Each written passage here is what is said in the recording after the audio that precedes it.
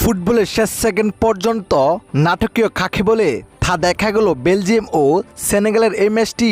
পুরো ম্যাচে দুর্দান্ত খেলে 25 মিনিটে হাবিবি দেওয়া এবং 51 মিনিটে মুসার গোলে 2 ব্যবধানে এগিয়ে যায় সেনেগাল। মনে হচ্ছিল জয়টি আফ্রিকার দলের জন্যই অবধারিত, কিন্তু 85 মিনিটে পিছিয়ে থেকে দমে যায়নি বেলজিয়াম।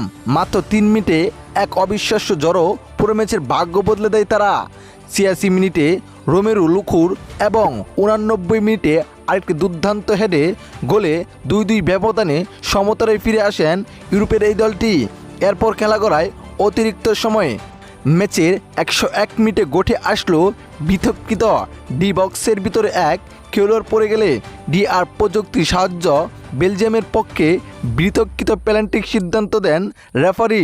শেষ মুহূর্তে সেই পেনাল্টিক থেকে গোলে 3-2 ব্যবধানে নাটকীয় জয় ছিনিয়ে নেয় বেলজিয়াম। আর রেফারির এমন সিদ্ধান্ত ক্ষোভে বিশ্বকাপ থেকে বিদায় বেদনায় সাদিও মানে সহ সেনেগালের সকল ফুটবলাররা কান্নায় ভেঙে পড়েন। সত্যি রেফারির ওপেন দুর্নীতির সামনে বিদায় নিল মুসলিম দেশ সেনেগাল।